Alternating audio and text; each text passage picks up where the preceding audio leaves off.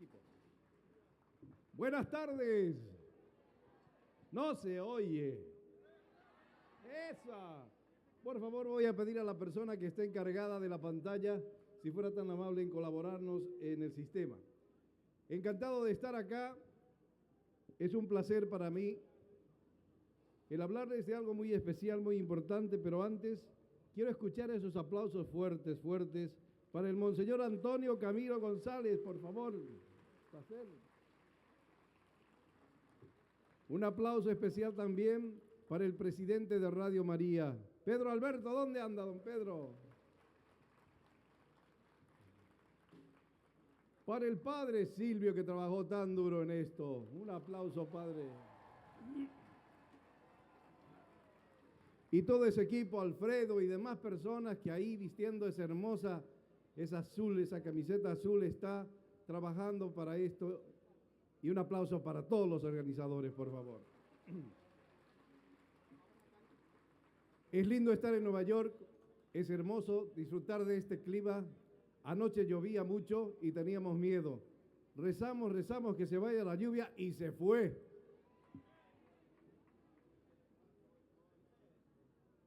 Voy a presentarles al doctor Ricardo Castañón Gómez y les voy a explicar quién es él.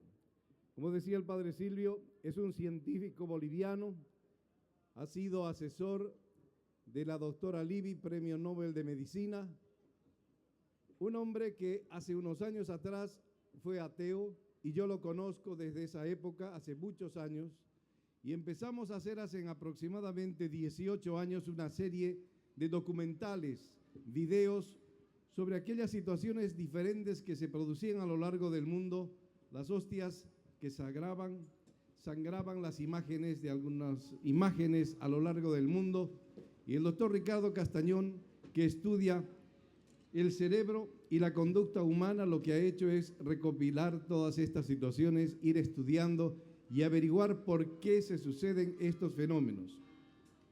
Una experiencia hermosa a lo largo de muchos años, donde se junta la ciencia y la fe.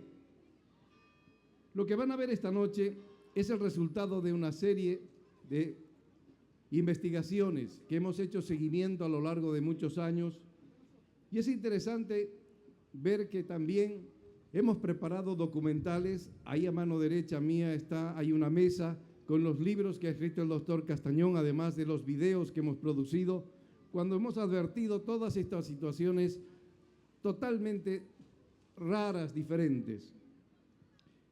Permítame hacerles un par de preguntas, pero quiero escuchar esa respuesta fuerte. ¿Ustedes aman la Eucaristía? ¿Ustedes creen que Jesús está presente en la Eucaristía? El Señor está presente y quiero que ustedes vean aquello basado en los estudios que ha hecho el doctor Ricardo Castañón Gómez, para quien les pido un gran aplauso y muchas gracias por acogernos a ustedes, todos ustedes, por acogernos aquí en Nueva York. Aquí está el doctor Ricardo Castañón Gómez. Buenas tardes. Agradezco mucho la bondad de quienes han organizado este encuentro para estar acá con ustedes. Voy a presentarles investigaciones que hago hace 22 años y esta vez voy a presentarles mis trabajos sobre los milagros eucarísticos más recientes. El licenciado Raúl les preguntaba si creían que Cristo estaba presente en la Eucaristía. Nosotros todos por fe creemos. A mí me sorprende que, siendo especialista del cerebro, les tenga que presentar unas investigaciones que llegan a lo más espiritual. Y yo vengo de la formación científica en neurociencias, me ocupo de estudiar por qué el hombre es como es. Ustedes recordarán la pregunta de Pablo cuando dice, ¿por qué hago el mal que no quiero y no hago el bien que quiero? Como especialista del cerebro y de la conducta, trato de entender por qué somos como somos. Una de las preocupaciones más claras que yo tengo es que la sociedad moderna está muy centrada en lo material, en lo cercano, y nos olvidamos mucho de la parte espiritual. Aquí en Estados Unidos el 95% de aquellos científicos que se conocen como grandes científicos, premios Nobel, premios de la ciencia, no creen que el hombre tenga una naturaleza espiritual, no creen en Dios. Y ellos son los que forman el pensamiento de muchos universitarios en el mundo. Por eso es muy importante que en estos momentos, circunstancias como hoy, podamos reunirnos un momento. Hemos cantado, hemos disfrutado de la música de nuestros hermanos, pero esto que yo les voy a presentar va a ser muy importante para su vida humana y su vida espiritual. Voy a hablar de milagros eucarísticos, pero desde el punto de vista científico. Muchas veces las personas piensan que la razón científica y la razón humana, natural, estén opuestas. Pero la ciencia natural va a hablar de aquello que puede tocar, pesar y medir, y la verdad espiritual nos va a enseñar algo que viene de la revelación, algo que tiene que ver con la verdad sobrenatural. Los trabajos que yo hago tratan de consolidar aquel pensamiento hermoso de Juan Pablo II, cuando decía que la razón humana y la fe espiritual son las dos alas con las cuales las personas se elevan para conquistar la verdad. Cuando nosotros pensamos en la creación de todo este universo, cuando pensamos en la creación del hombre, nosotros los creyentes pensamos en Dios. El libro del Génesis es muy claro cuando nos habla que todo viene de la mano de Dios. Hombre y mujer los creó a imagen y semejanza. Lo que yo trato de hacer a través de estas presentaciones es de llevar una evidencia de que realmente la naturaleza espiritual en el hombre existe y se manifiesta. Ustedes, por ejemplo, están acá reunidos con un motivo espiritual. Estamos alrededor de una iniciativa de Radio María y me parece tan importante que ustedes apoyen una causa de este tipo. Y estoy seguro que si ustedes creen en la naturaleza espiritual, todos ustedes me van a decir que creen en la naturaleza espiritual.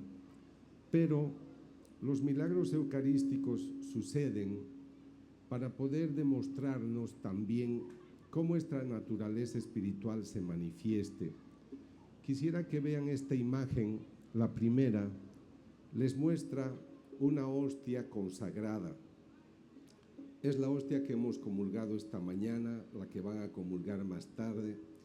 Y nosotros por fe creemos que en esa hostia consagrada está Cristo presente. Pero alrededor tienen ustedes unas hostias, voy a usar una palabra técnica que es efusión.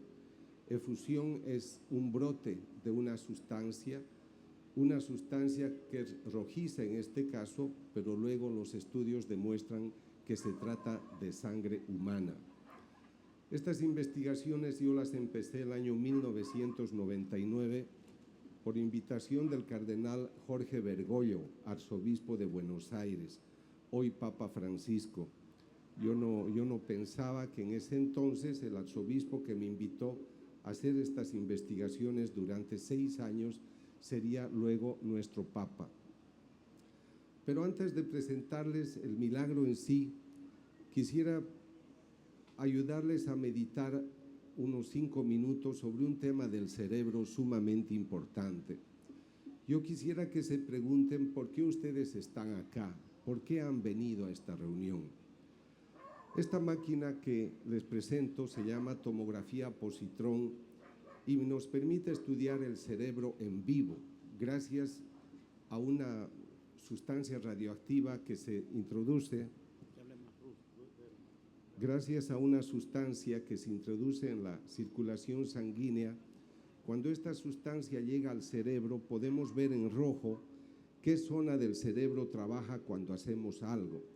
Yo en este momento estoy concentrado hablando lo que debo dirigir a ustedes y la zona frontal de mi cerebro se activa porque se está desgastando. Hay un metabolismo, hay un desgaste de energía. Ustedes me están escuchando y las zonas de la audición están activas. Quisiera, por favor, que vean esta imagen porque es muy importante.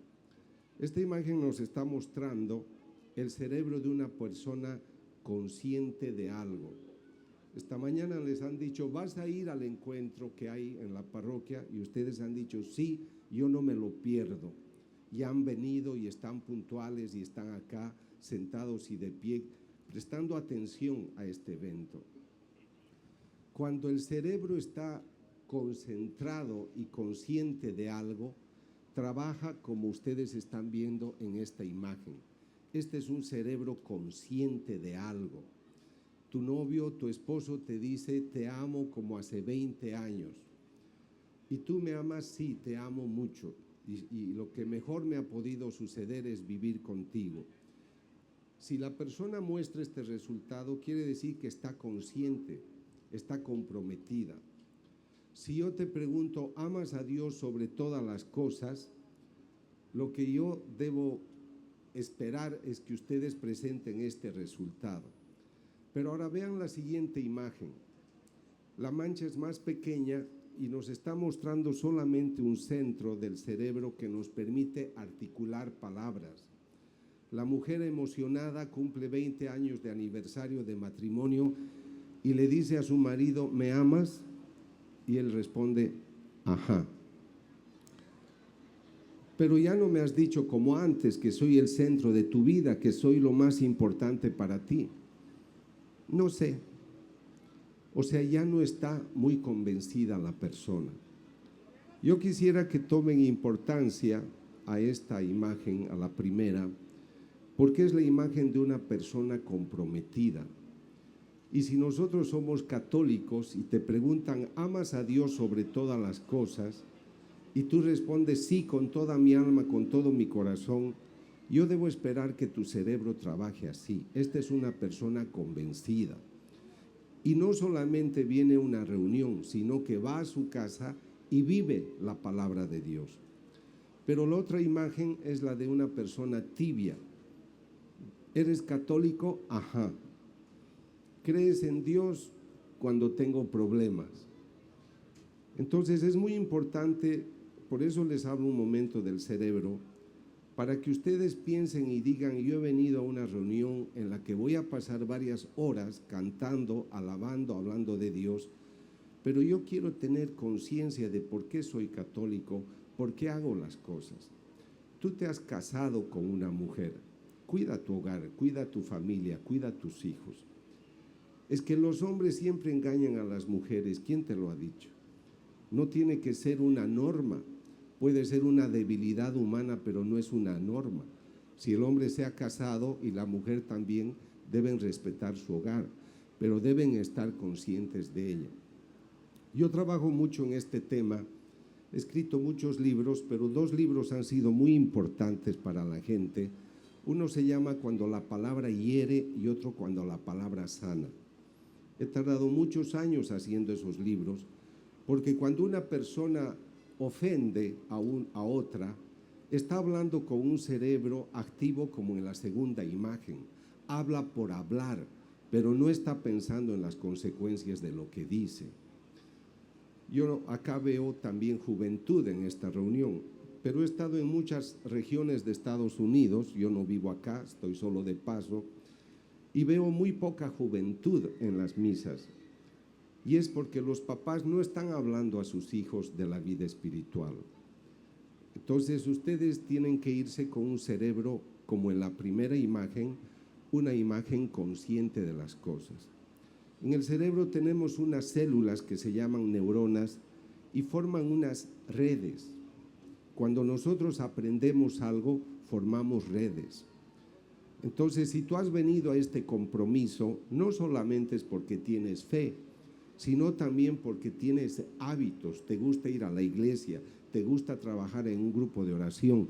Vean cuántas personas voluntarias están aquí colaborando. Entonces, tenemos que ser muy conscientes de lo que hacemos. Ser católico no es ser un católico, ajá. Es muy fácil pasarse 3, 4 horas bailando y cantando, pero yo quisiera saber cuántas de las personas se pasan 1 hora de rodillas ante el Santísimo. Para hacerlo, tu cerebro tiene que crear también esas huellas. Para este libro, Cuando la palabra sana, relato una historia muy bonita de un niño cherokee que le pregunta a su abuelo y le dice: abuelo, ¿por qué en nuestra tribu tenemos hombres buenos y malos? Y el abuelo le dice: hijo, dentro del corazón de cada hombre hay dos lobos, un lobo es bueno y el otro es malo, y los lobos siempre pelean. Y el niño le dice: ¿y quién gana? Gana aquel al que tú le das más alimento. Entonces yo quisiera saber, en nuestra sociedad, ¿qué estamos alimentando más? ¿Nuestro cuerpo, el dinero, la fama, el sexo o la vida espiritual? Yo les hago una pregunta a ustedes. En el mes que acaba de concluir, ¿cuánto tiempo y dinero han empleado para cuidar su cuerpo? Y ahora les pregunto, ¿cuánto tiempo y dinero han empleado para cuidar su espíritu? Vamos a estar 3 horas escuchando música, cantando. ¿Podemos estar también 3 horas de rodillas ante el Santísimo? Entonces ustedes tienen que comprender que la fe es un regalo de Dios, pero que hay que cultivarlo a través de la oración, a través de los sacramentos, a través de la palabra de Dios, a través de estos encuentros que son importantes. Pero ¿qué va a pasar con todo lo que tú escuchas? Porque el padre Silvio dijo: doctor, ¿puedes venir? Yo viajaba de California a Colombia. Sí, padre, le digo, es importante apoyar Radio María, es importante lo que hacen ustedes, educar a la gente. ¿Qué pasa cuando tú escuchas este mensaje? ¿Qué pasa cuando tú lo educas a tu hijo de buena manera o utilizas términos no convenientes? Las células del cerebro se activan y producen huellas. Ustedes no pueden decir cualquier palabra a su hijo. El hombre le dice a la mujer: no sé por qué me he casado contigo si tu hermanita era mejor. No le puede decir después: esto era una broma. Si tú a tu hijo le dices: tú vales mucho, puedes, tienes recursos, le estás haciendo una huella en el cerebro que luego le va a dar seguridad. Pero si tú siempre le dices: eres un inútil, no sirves para nada, esa huella se va a quedar. Por eso yo trato de demostrar que la palabra, yo sé que todos sabemos que la palabra puede herir o puede hacernos sanar o crecer, pero a veces usamos con frecuencia la palabra para lastimar. Estas son las huellas del cerebro cuando en una familia hay mucho diálogo y comunicación, cuando la gente se enriquece.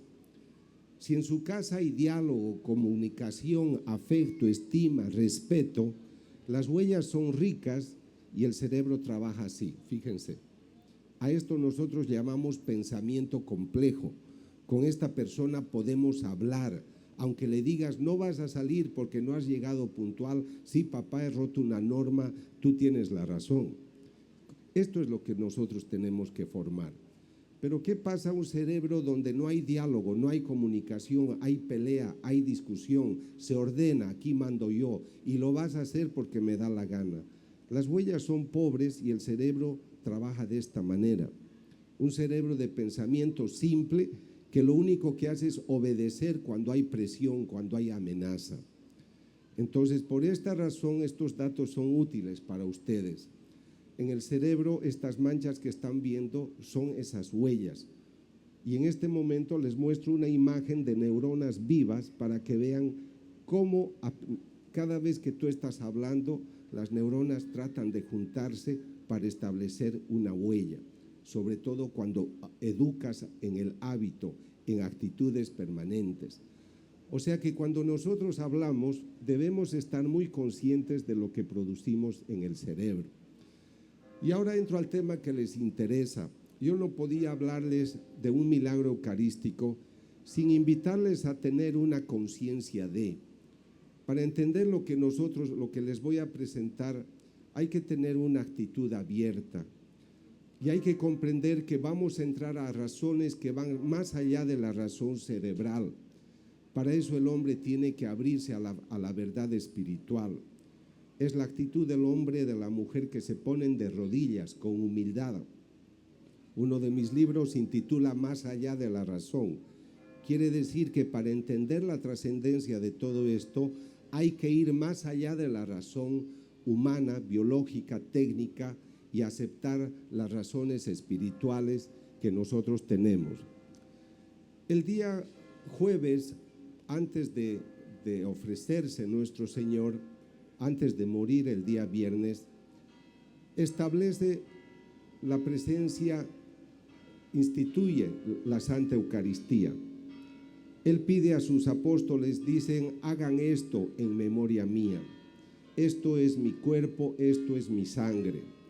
Desde hace 2000 años, los sacerdotes fieles a ese mandato consagran en la Santa Eucaristía. Durante los siglos, el hombre ha sido siempre muy fiel a la palabra de Dios, pero también las ideologías van creando muchos mecanismos de cambio, de dudas, de cuestionamientos.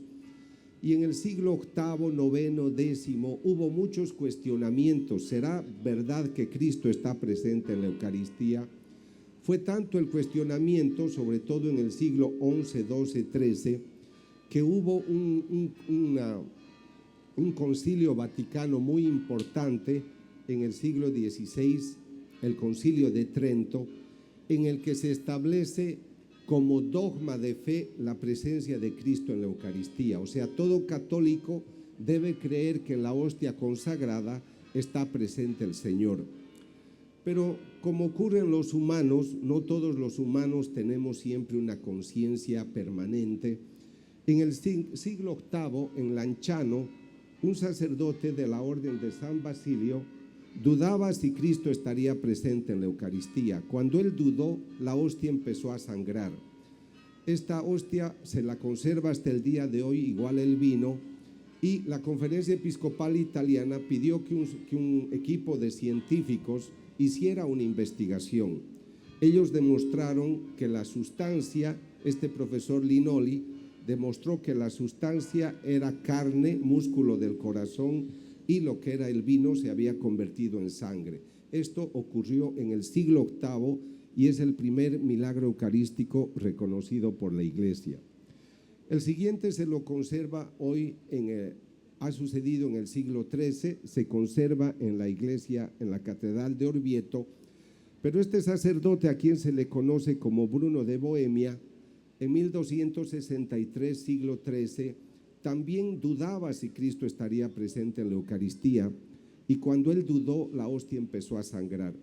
El Papa Urbano IV estaba en Orvieto, la ciudad de Bolsena cercana, y la ciudad de Orvieto es cercana, y él vio este evento y, conmovido por todo ello, estableció la famosa fiesta de Corpus Christi. O sea que esa fiesta tiene origen en este milagro eucarístico. En la historia de la Iglesia hay varios casos, pero estos son los más importantes y los pongo como antecedente antes de presentarles mis investigaciones. Les voy a presentar la primera investigación que empiezo a realizar el año 1999 por invitación del cardenal Jorge Bergoglio, actual Papa Francisco. Él me explica que en la iglesia de Santa María en Buenos Aires, cuando el sacerdote Alejandro Pesé celebraba la Eucaristía, él entregó la hostia a una señora para comulgar, pero ella, en vez de comulgarla, la dejó cerca de una maceta.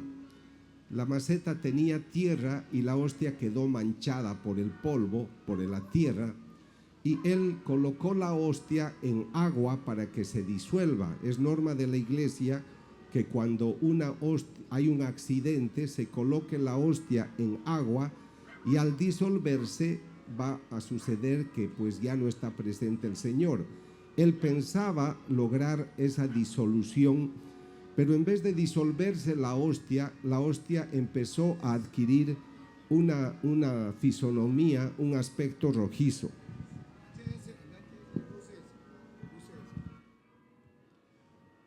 Ellos tuvieron una preocupación de estudiar esta hostia y voy a presentarles los resultados, pero ellos estaban sorprendidos cómo era posible que la hostia adquiriese este aspecto. Ocurre el 96, pero a mí recién me llaman 3 años después. Cuando estoy investigando esa hostia que sangró el 96, me dicen, doctor, tenemos otra hostia que sangró el año 92. O sea, ellos tienen 2 hostias que han sangrado. En esta hostia del año 92, ellos pidieron ayuda a una doctora del lugar y ella demostró que la sustancia era sangre y obtiene todos los tipos de glóbulos blancos que hay en la sangre. Si yo tomo una muestra de sangre de ustedes, puedo obtener lo que se llama fórmula leucocitaria, todos los tipos de glóbulos blancos, pero a mí no me sorprende porque viene de ustedes, pero en este caso proviene de una hostia consagrada y esto llama la atención. Y científicamente nos llama más la atención porque los glóbulos blancos que se encuentran fuera del organismo, los glóbulos blancos no pueden mantenerse intactos por más de 5 minutos o por más de 1 hora. Y aquí este estudio, el primero se realizó el año 92 y el siguiente el año 95, y en ambos casos se ve que los glóbulos blancos están intactos. Yo voy a tomar 2 muestras, la botellita tiene la hostia desde el año 96 y la otra es desde el año 92.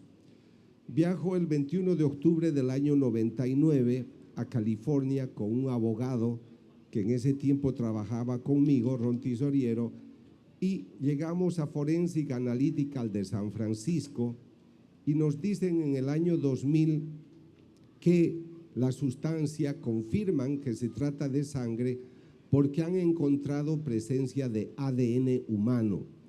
Esta es la prueba específica de que esta es una información biológica típica de un ser humano.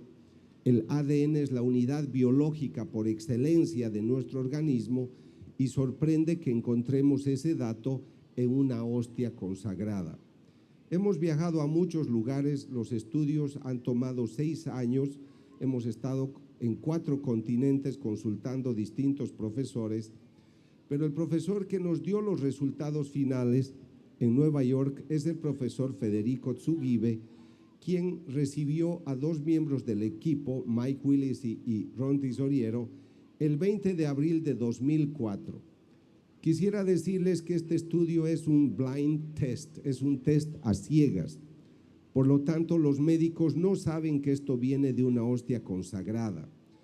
Cuando el doctor analiza, dice, esto es músculo del corazón, miocardio, ventrículo izquierdo, y en un libro que él ha escrito, explica y dice, esto viene de este lugar. Explica que el tejido es de una persona lastimada, porque él ve a través del microscopio, es su especialidad, él es médico forense, histopatólogo, estudia tejidos, y él explica en el informe final, el 26 de marzo de 2005, las tiras contienen tejido del corazón con cambios degenerativos del tejido del miocardio. El miocardio es el músculo que le da vida al corazón y permite y da vida a todo nuestro organismo. O sea, sorprende encontrar en una sustancia rojiza que se coagula un tejido que corresponde a corazón. Según el doctor, el paciente, el cambio degenerativo se debe a un ataque al corazón, a un infarto. Y posiblemente el infarto se hubiera realizado a causa de un golpe en el pecho a la altura del corazón. Ustedes conocen que hay una sábana santa que envolvió el cuerpo del Señor. Los estudios muestran que los líquidos encontrados, los fluidos humanos encontrados, muestran que Jesús ha muerto asfixiado. Por lo tanto, este infarto seguramente lo ha tenido antes de ser crucificado. O sea que el Señor cada vez que iba a respirar tenía que sufrir. Pero quisiera que tengan atención en el último resultado que les voy a mostrar. el corazón tenía una actividad dinámica cuando se tomó la muestra. Este es el momento en el que yo estoy tomando la muestra. Y el doctor dice, el corazón tenía actividad dinámica, o sea, el corazón estaba vivo cuando se tomó la muestra. No se olviden que la muestra esta es del 96, el doctor la está mirando el 2004 y dice, cuando se tomó esta muestra, fue el doctor Castañón yo que la tomé, el tejido estaba vivo. ¿Por qué dice usted que estaba vivo? Porque para que encontremos glóbulos blancos en esta parte del tejido, tuvo que haber circulación sanguínea. O sea que cuando yo tomé la muestra, en ese tejido que ven había circulación sanguínea. El corazón se estaba comportando como si estuviera en el cuerpo vivo de una persona. Este estudio terminamos el 17 de marzo de 2006 y el cardenal Bergoglio es el que me animó, me dijo, doctor, esta es una piedra fundamental de nuestra iglesia, yo lo invito a que hable de esto a todo el mundo.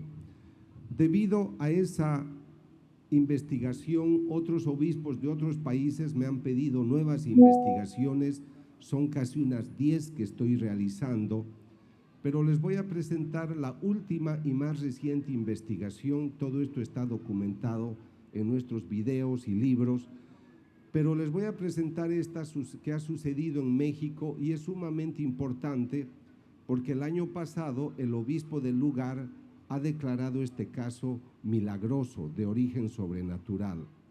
La historia empieza en octubre del año 2006, en México, en la diócesis de Chilpancingo, Chilapa, donde el sacerdote Raimundo Reina ha sido invitado por el párroco Leopoldo Roque para dictar un seminario en la parroquia de Tixla. El sacerdote está celebrando la misa y pide que una religiosa le ayude a dar la comunión. Cuando está dando la comunión, la religiosa ve que la hostia estaba sangrando. Él la entrega al sacerdote y el obispo la guarda en un tabernáculo durante 3 años. El suceso ocurre en octubre del 2006 y a mí me invitan a estudiar el 2009. Pero lo primero que me pide el obispo es, doctor, quisiera saber si la sustancia brota del interior o alguien le ha puesto sangre por encima. 2 laboratorios forenses que hemos solicitado demuestran que la sustancia brota del interior. Este es el primer estudio y este es el segundo. Ambos estudios muestran que jamás nadie le puso por encima, sino que la sustancia brota del interior.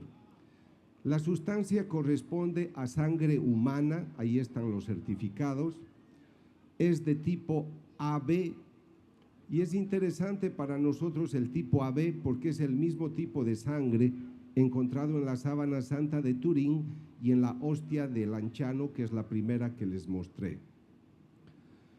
Esta es una hostia que está coagulada desde el 2006 y en febrero de 2010, con ayuda de ciertos científicos, yo voy a tratar de penetrar a través de la mancha rojiza con un microscopio de luz blanca intensa, voy a penetrar a través de la mancha coagulada y descubrimos que debajo de la mancha coagulada hay sangre fresca. Científicamente es imposible pensar que la sangre esté coagulada en la superficie desde el 2006 y que el 2010 en la parte inferior siga teniendo sangre fresca. La imagen que ven en la parte inferior a su derecha está mostrando un mecanismo que el médico describe como macrófago fagocitando lípidos. Está explicando que en ese momento el tejido está vivo y está trabajando para reparar una lesión. O sea, la hostia de México también tiene actividad dinámica, se comporta como si estuviera en el organismo. El tejido que ven en la parte derecha inferior corresponde también a músculo del corazón. hemos encontrado también presencia de ADN humano. Yo he viajado a varias fábricas de hostias para preguntar si alguna vez han visto alguna hostia sangrar en la fábrica. Ellos han hecho millones de hostias y jamás han visto sangrar a una hostia que no esté consagrada. Entonces, ya para terminar, quisiera dejarles en su mente esta visión. Esto es lo que nosotros tenemos. Este es el pan que comulgamos, ese es el vino que recibimos. Y a la derecha ustedes tienen algo que les está mostrando el evento extraordinario. El teólogo León Dufour dice: el milagro sucede para demostrarte que aquello que tú crees es verdad. Yo, como le decía el licenciado Raúl Novillo, yo vengo del ateísmo. Yo hasta mis 44 años no creí en Dios. He empezado a hacer estas investigaciones porque otros no las hacían, las he hecho por razones técnicas y científicas, y me alegra poder decirle al creyente: aquello que tú crees es verdad. Mi tarea es hablar en universidades, hablar a los no creyentes, hablar a los tibios. Ustedes son creyentes y no necesitan pruebas, pero hay muchos, como el mismo Tomás, que necesitaban pruebas para poder ver, creer y tocar. Entonces, este es un regalo que el Señor nos da para decirles a los hijos del siglo XXI: esto es mi cuerpo, esto es mi sangre, hagan esto en memoria mía. Y lo más bello es recordar esa cita de Juan 6:51, en la que dice, el pan que yo les daré es mi carne. Que Dios les bendiga y muchas gracias.